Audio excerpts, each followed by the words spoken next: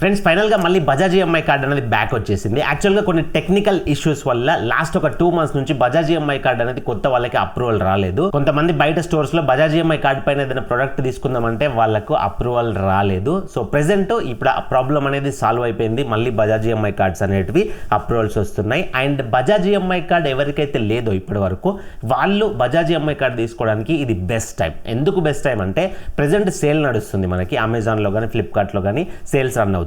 ఒకటి గుర్తుపెట్టుకోండి, సేల్స్ లో ఎప్పుడు కూడా బజాజ్ ఈఎంఐ కార్డు కానీ అండ్ మిగతా కొన్ని క్రెడిట్ కార్డ్స్ కానీ అప్రూవల్ వచ్చే ఛాన్సెస్ అనేటివి హై ఉంటాయి. నార్మల్ టైంతో కంపేర్ చేస్తే ఈ టైంలో అప్రూవల్ ఛాన్సెస్ అనేది హై ఉంటాయి. ఎందుకు అని అంటే యాక్చువల్గా వీళ్ళు సేల్స్ పెట్టేటివే ప్రొడక్ట్స్ అన్ని ఫాస్ట్గా సేల్ చేయడానికి. ఆ ఫాస్ట్గా సేల్ చేయడంలో ఈఎంఐ కార్డ్స్ కానీ క్రెడిట్ కార్డ్స్ కానీ ఉన్నాయనుకోండి, ఈఎంఐ పైన జనాలు కొనుక్కోవడానికి ఇంకా ఎక్కువ ఇంట్రెస్ట్ చూపిస్తారని చెప్పేసి వీటిని కూడా పుష్ చేస్తారు కొంచెం. అండ్ పర్సనల్గా నేను ఒకటి ఫాలో అవుతా, ఏంటంటే మనకు ముందు ఏదైనా అవసరం పడుతుంది చూసిరా, దాన్ని ఇప్పుడే సెట్ చేసి పెట్టుకుంటే బెటర్ అనుకుంటాను నేనైతే.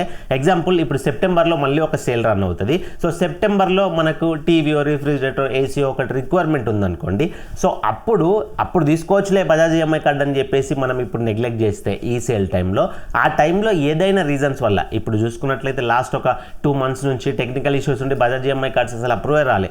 ఇట్లాంటి టెక్నికల్ ఇష్యూస్ ఉండి మళ్ళీ సెప్టెంబర్ టైంలో కూడా కార్డ్స్ అనేటివి రాకపోతే అప్పుడు ఎట్లా తీసుకుంటారు? ఈఎంఐలో ప్రోడక్ట్ తీసుకోరాదు. సో అప్పుడు మీరు అనుకున్నది ఏదైతే ఉంటుందో ఈ టైంలో తీసుకుందామని చెప్పేసి తీసుకోరు కాబట్టి డిసప్పాయింట్ అవుతారు. అండ్ ఇంకొకటి ఏంటి అని అంటే ఈ బజాజ్ ఈఎంఐ కార్డ్ ఏదైతే ఉందో దీనికి 1 time జాయినింగ్ ఫీ ఉంటుంది. ఒక్కసారి మనం కార్డు తీసుకునేటప్పుడు జాయినింగ్ ఫీ పే చేస్తాం, అంతకుమించి మళ్ళీ ఎప్పుడు పే చేయం. సో ఒక్కసారి కార్డు తీసి పెట్టుకుంటే ముందు మనకు ఏ ప్రొడక్ట్స్ కొనుక్కుంటామో కొంతమందికి ప్లానింగ్ ఉంటుంది, కొంతమందికి ప్లానింగ్ ఉండదు. సో ప్లానింగ్ లేక అన్ఎక్స్పెక్టెడ్గా ఏమన్నా కొనుక్కుందాం అన్నప్పుడు అప్పుడు కార్డు రాకపోతే మళ్ళీ దానికి ఏదో ఆల్టర్నేటివ్ చూసుకోవాలి. ఆ ఆల్టర్నేటివ్ మీకు నచ్చినా నచ్చకున్నా కాంప్రమైజ్ అయ్యి దానిలో స్టిక్ అయిపోవాలి. సో అట్లాంటివన్నీ సమస్యలు ఉండకుండా కార్డు తీసేసుకున్నారు అనుకోండి, ఇప్పుడు తీసుకున్నా 1 year అయినాక తీసుకున్నా మీకు గిదే జాయినింగ్ ఫీ. ఈ జాయినింగ్ ఫీ మనం ఎప్పుడైనా పే చేసేది, ఒక్కసారి పే చేస్తాం. కాబట్టి ఇప్పుడే తీసి పెట్టుకుంటే అన్ఎక్స్పెక్టెడ్ గా మీరు ఏదైనా ప్రొడక్ట్ తీసుకుందాం అనుకున్నప్పుడు ఈ కార్డు మీకు రెడీ ఉంటుంది, మీరు ఆరామ్సే వెళ్ళి ఆ ప్రొడక్ట్ అనేది తీసుకోవచ్చు. కాబట్టి ఎవరికైతే కార్డు ఇప్పటి వరకు లేదో వాళ్ళు ప్లాన్ చేయండి, బెస్ట్ టైం ఇది.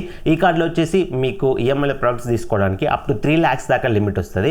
ఒక్కొక్కరికి ఒక్కొక్కలాగా లిమిట్స్ అనేవి వస్తాయి. అండ్ ఈ బజాజ్ ఈఎంఐ కార్డుకి మన ఓవరాల్ ఇండియాలో 1.5 lakh కంటే ఎక్కువ offline stores and online stores పార్ట్నర్షిప్లో ఉన్నాయి. అంటే చాలా వరకు స్టోర్స్లో ఈ బజాజ్ ఈఎంఐ కార్డ్ అనేది సపోర్ట్ చేస్తుంది. నేను చిన్న ప్లేసెస్కి వెళ్ళినప్పుడు కూడా చూసిన అక్కడ కూడా బజాజ్ ఈఎంఐ కార్డ్స్ అయితే సపోర్ట్ చేస్తున్నాయి. సో వైడ్గా ఉంది నెట్వర్క్ కాబట్టి ఫ్లెక్సిబుల్గా ఉంటుంది, కన్వీనియంట్గా ఉంటుంది జనాలకు కూడా. సో లేట్ చేయకుండా ఈ కార్డుకి ఎట్లా అప్లై చేసుకోవాలి అండ్ కార్డు వచ్చిన తర్వాత కార్డుని వాడుకొని మనకు కావాల్సిన ప్రొడక్ట్స్ని ఈఎంఐలో ఎట్లా కొనాలి అని చెప్పేసి నేను ఇప్పుడు ప్రాసెస్ అనేది ఫటాఫట్ చెప్పేస్తా. సో ఫస్ట్ అప్లై ప్రాసెస్ చూడండి. కార్డుకి అప్లై చేసుకోవడానికి మీకు మినిమం 21 years అయితే ఉండాలి. 21 కంటే ఎబో ఉన్న వాళ్ళు కార్డుకి అప్లై చేసుకోవచ్చు. కార్డుకి అప్లై చేసుకునే అఫీషియల్ లింక్ అనేది నేను డిస్క్రిప్షన్ లో కామెంట్ బాక్స్ లో ప్రొవైడ్ చేసిన. జస్ట్ లింక్ పైన క్లిక్ చేయండి, మరి బజాజ్ ఈఎంఐ కార్డుకి అప్లై చేసుకునే డైరెక్ట్ పేజ్ కి వస్తారు. ఇక్కడ మీ మొబైల్ నెంబర్ ఎంటర్ చేసి కింద ఐ అగ్రీ బాక్స్ టిక్ చేయండి. గెట్ ఓటీపీ పైన క్లిక్ చేస్తే మీ మొబైల్ నెంబర్ కి ఓటీపీ వస్తుంది.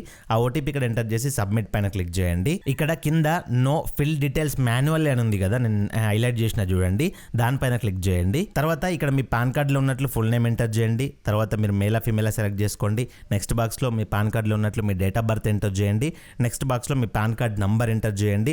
తర్వాత ఎంప్లాయ్మెంట్ టైప్ దగ్గర మీరు సాలరీడ్ పర్సన్ అయితే సాలరీడ్ సెలెక్ట్ చేసుకోండి, సెల్ఫ్ ఎంప్లాయిడ్ అయితే సెల్ఫ్ ఎంప్లాయిడ్ సెలెక్ట్ చేసుకోండి. తర్వాత పిన్ కోడ్ అడుగుతుంది కదా, సో ఈ పిన్ కోడ్ దగ్గర ఒక చిన్న టిప్ ఏంటి అని అంటే, మీరు ఏదైనా చిన్న విలేజెస్లో ఉంటున్నారు అనుకోండి, so villages pin code enter చేస్తే మీకు బజాజ్ ఈఎంఐ కార్డ్ అనేది రిజెక్ట్ అవ్వచ్చు. ఎందుకంటే బజాజ్ ఫిన్సర్వ్ ఈఎంఐ కార్డ్ అనేది ఏదైతే మీ దగ్గరలో ఉన్న సిటీలో ఉంటుందో ఆ సిటీ నుంచి 15 kilometers 20 kilometers ఆ రేడియస్లోనే అప్రూవల్ అనేది ఇస్తుంది.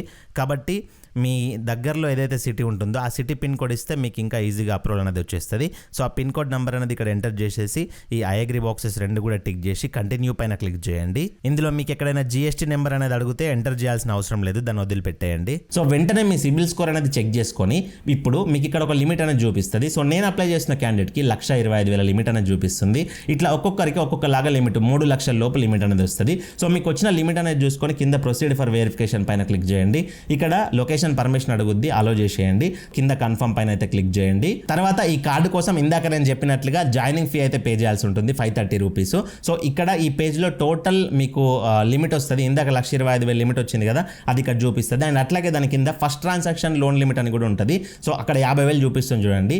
ఇక్కడ మీకు ఏదైతే ఫస్ట్ ట్రాన్సాక్షన్ లిమిట్ చూపిస్తుందో ఆ లిమిట్ లోపే మీరు పర్చేజ్ చేసుకోండి. ఇప్పుడు నేను అప్లై చేస్తున్న క్యాండిడేట్కి 1,25,000 లిమిట్ వచ్చినా కానీ ఫస్ట్ ప్రోడక్ట్కి 50,000 లిమిటే చూపిస్తుంది కదా, 50,000 లోపు మాత్రమే నేను ప్రోడక్ట్ కొనుక్కోవాలి. సో అట్లా చూసుకోండి మీకు ఎంత లిమిట్ వచ్చిందని చెప్పేసి. తర్వాత కింద కార్డ్ ఫీ అని ఉంటుంది 530 రూపీస్. ప్రొసీడ్ ఫర్ పేమెంట్ పైన క్లిక్ చేయండి కింద. సో క్లిక్ చేసిన తర్వాత మీకు పేమెంట్ చేయడానికి UPI, debit card, credit card 3 methods వస్తాయి. మీ ఇష్టం వచ్చిన దాని నుంచి పేమెంట్ చేయొచ్చు. యూపీఐ అయితే ఫోన్పే ద్వారా చేయొచ్చు, ఈజీగా ఉంటుంది. సో యూపీఐ సెలెక్ట్ చేసుకొని పే నౌ పైన క్లిక్ చేయండి. తర్వాత గూగుల్ పే, ఫోన్పే, పేటిఎం ఇవన్నీ వస్తాయి. ఎక్కువ మంది ఫోన్పే వాడుతున్నారు కాబట్టి నేను ఫోన్పే చూపిస్తున్నా. ఫోన్పే క్లిక్ చేస్తున్నా. ఫోన్పే పైన క్లిక్ చేసిన తర్వాత ఆటోమేటిక్గా మీకు పైనుంచి నోటిఫికేషన్లో ఫోన్పే నుంచి 530 రూపీస్ పే చేయమని వస్తుంది. పే నౌ పైన క్లిక్ చేసి మీ ఎంపిన్ ఎంటర్ చేశారంటే మీ 530 రూపీస్ అనేది పేమెంట్ అయిపోద్ది. తర్వాత ఆటోమేటిక్గా ఇదే బ్యాక్ వచ్చేస్తుంది. మీరు ఎక్కడ కూడా బ్యాక్ బటన్ క్లిక్ చేయకండి. సో ఇక్కడ మీకు your insta EMI card has been issued successfully అని చెప్పేసి ఈ విధంగా వస్తుంది. ఇక్కడితో ప్రాసెస్ అయిపోలేదు. సో ఎవరు కూడా ఇక్కడితో ప్రాసెస్ ఆపకండి. ఇప్పుడు దీన్ని యాక్టివేట్ చేసుకోవాల్సి ఉంటుంది కార్డ్ని. సో కింద యాక్టివేట్ నౌ పైన క్లిక్ చేయండి. ఇప్పుడు కింద మరొకసారి కంటిన్యూ పైన క్లిక్ చేయండి. ఇప్పుడు ఈ ప్రాసెస్ ఏంది అని అంటే ఈ మ్యాండేట్ అంటే ఏంది అని అంటే మీరు బజాజ్ ఫిన్సర్వ్ ఈఎంఐ కార్డ్ని వాడి ఏదైనా ప్రోడక్ట్ కొనుక్కున్న తర్వాత ఆ ప్రోడక్ట్కి సంబంధించిన ఇన్స్టాల్మెంట్ ఈఎంఐ ఉంటుంది కదా, అది ఏ బ్యాంక్ అకౌంట్ నుంచి కట్ అవ్వాలో ఆ బ్యాంక్ అకౌంట్ డీటెయిల్స్ని ఇచ్చి వెరిఫై చేసుకోవడం, దాన్నే ఈ మ్యాండేట్ అంటారు. సో మీరు ఈఎంఐ అనేది ఫిజికల్గా ఆఫీస్కి వెళ్ళి కట్టడం అట్లాంటివి ఉండవు కదా, ఆటోమేటిక్గా డైరెక్ట్గా మీ బ్యాంక్ అకౌంట్ నుంచి మంత్లీ కట్ అయిపోద్ది. సో దానికోసం మీరు ఏ బ్యాంక్ అయితే ఇవ్వాలనుకుంటున్నారో ఆ బ్యాంక్ యొక్క ఐఎఫ్ఎస్సి కోడ్ ఇవ్వండి, ఆ అకౌంట్ నెంబర్ అనేది ఇవ్వండి. తర్వాత కింద మీ అకౌంట్ టైప్ అనేది సేవింగ్స్ అకౌంటా, కరెంట్ అకౌంటా, మాక్సిమం అందరికీ సేవింగ్స్ ఉంటుంది. సేవింగ్స్ ఇచ్చేసి కంటిన్యూ పైన క్లిక్ చేయండి.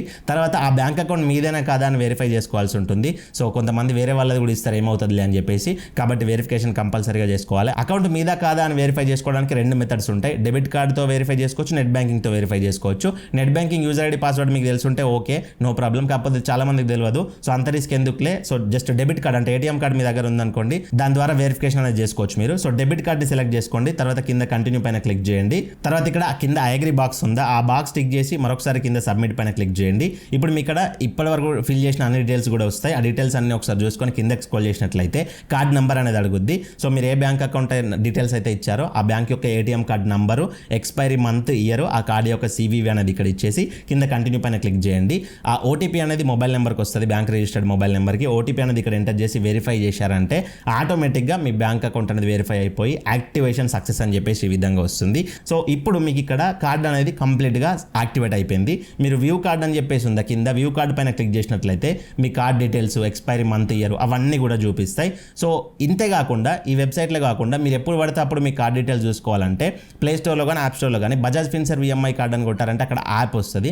యాప్ ఇన్స్టాల్ చేసుకొని మీ మొబైల్ నెంబర్ ఓటీపీ ఇచ్చి లాగిన్ అయ్యారంటే మీకు అక్కడ బజాజ్ ఫిన్సర్వ్ ఈఎంఐ కార్డుకి సంబంధించిన అన్ని డీటెయిల్స్ కూడా వస్తాయి. ఈఎంఐ కార్డ్ పైన క్లిక్ చేసినట్లయితే అక్కడ నుంచి మీరు card details, card limit, expiry date అవన్నీ కూడా చూసుకోవచ్చు. ఈ రకంగా మీరు కార్డ్ అప్లై చేసుకోండి. మీకు కార్డ్ అనేది ఒక సర్టెన్ లిమిట్తో అప్రూవల్ వచ్చిన తర్వాత మీరు ఈ కార్డు పైన ప్రోడక్ట్ ఎట్లా తీసుకోవాలి అంటే ఒక కండిషన్ ఉంది.